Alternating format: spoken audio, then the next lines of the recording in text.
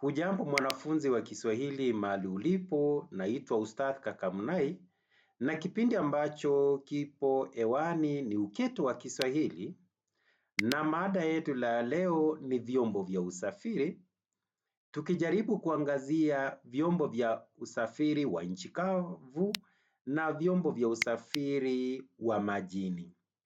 Tunajua kwamba vyombo vya usafiri ni vitu vinavyotumiwa kusafirisha watu na mizigo kutoka sehemu moja hadi sehemu nyingine. Kwa hivyo, endapo utaulizwa chombo cha usafiri ni nini, elewa kwamba ni kitu ambacho kinatumika katika kuwasafirisha watu ama kuisafirisha mzigo kutoka eneo moja hadi eneo jingine. Vyombo hivi vya usafiri, kuna vyombo vya hewani, kuna vyombo vya majini na vyombo vya usafiri wa nchi kavu. Na kwa sababu ya uchechevu wa wakati, ningependa tu kwa leo tuweze kuangazia vyombo vya usafiri wa nchi kavu na vyombo vya usafiri wa majini. Mojawapo ya vyombo vya usafiri wa nchi kavu kuna bagala, na bagala ni mnyama anayekokota rickshaw.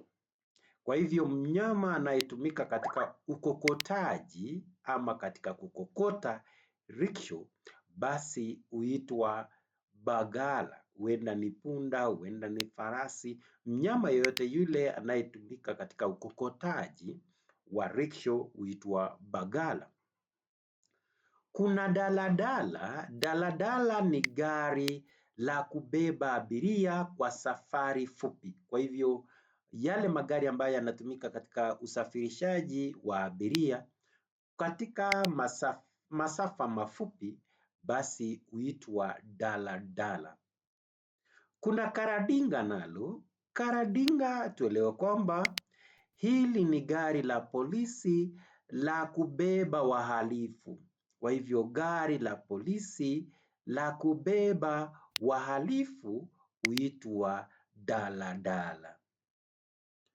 Kuna rukwama lakini inafahamika mitaani mara nyingi kama mkokoteni, lakini Kiswahili sanifu huwa tunaita rukwama. Hili ni gari la kusukumwa la kubeba mizigo.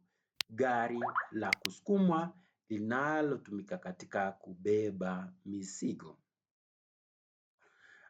Kuna shang'ing'i. Shang'ing'i nalo ni gari kubwa la kifahari.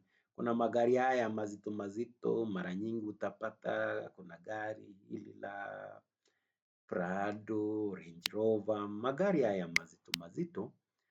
Magari hayo ni shang'ing'i. Kuna langalanga. Langalanga ni gari la mashindano. Kwa hivyo, endapo tunazungumzia langalanga, tuelewe kwamba langalanga ni gari la mashindano. Ni gari la mashindano. Kuna vyombo vya usafiri, si vya habari kunradhi. Kuna vyombo vya usafiri wa majini na mojawapo vya vyombo hivi ni dau. Tuelewe kwamba dau ni chombo kidogo cha kuvulia samaki. Kwa hivyo mara nyingi wale wavuvi wanapoenda kwenye maziwa ama kwenye bahari kufanya uvuvi wao, mara nyingi utapata kwamba wanatumia dau. Na hata kuna methali ambayo huwa inataja dau. Huwa tunasema dau la mnyonge haliendi joshi. Dau la mnyonge haliendi joshi. Mara nyingi utapata chombo hiki kikitumika wakati unaporejelea methali hiyo.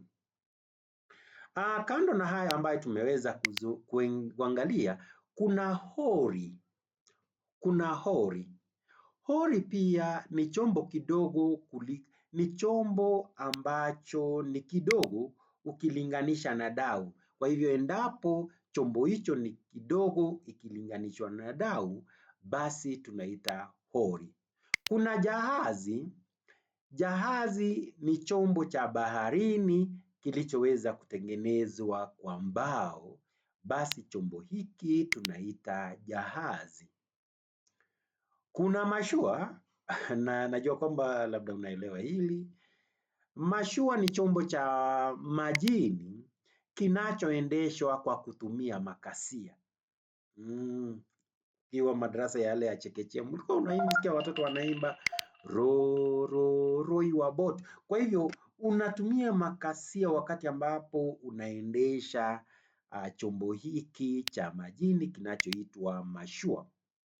Kuna mtumbwi. Tofauti iliyopo kati ya mashua na mtumbwi ni kwamba mtumbwi ni mashua ndogo.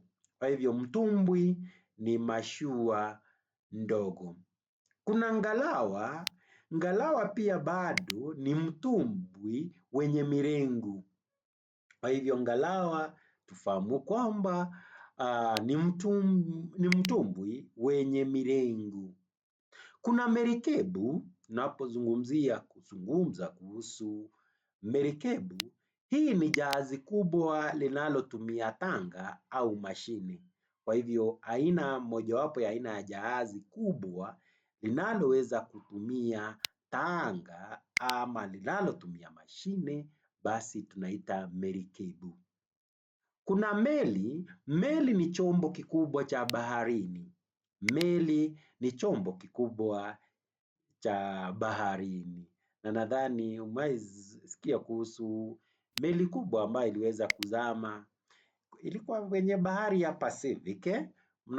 Ilikuwa ni mwaka wa mwezi wa Aprili mwaka wa 1912, 1912. Kulikuwa na meli kubwa sana ambayo ilikuwa inadhaniwa kwamba huenda isiweze kuzama majini. Tunaarifu kwamba ilikuwa inaenda New York, lakini iliweza kuzama. Usafiri wake ingesafiri kwa siku 3, lakini siku 6 kunradhi, lakini siku ya 3 iliweza kuzama baada ya kugonga tunaambia ni iceberg. Kwa hivyo ni meli, chombo kikubwa cha baharini. Kuna pantoni ama feri. Tunapozungumzia pantoni au feri tuelewe kwamba ni chombo cha kuvushia watu au magari.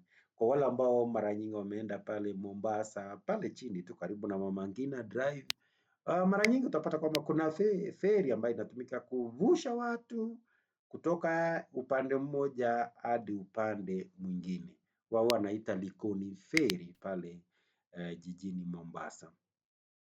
Kuna motaboti. Motaboti ni mashua ndogo yenye mota. Mashua ndogo yenye mota basi huitwa motaboti.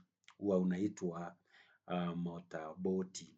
Kwa hivyo kwa mwanafunzi, endapo mwanafunzi wako anasoma katika shule ya msingi, kuna zoezi tu nimeacha hapo chini, zoezi la mwanafunzi. Swali la kwanza aweze kutaja vyombo vitatu vya usafiri wa majini. Aweze kuchora chombo kimoja cha usafiri wa nchi kavu, na aweze hata kuandika matumizi ya daladala. Kwa hivyo mwanafunzi, nimetoa tu kimuhtasari baadhi tu ya vyombo vya usafiri majini. Nakutakia mchana mwanana, Maulana akubariki. Usisahau kusubscribe kwenye kipindi hiki. Naitwa Ustadh Kakamunai, nahodha wa kipindi hiki, Uketo wa Kiswahili.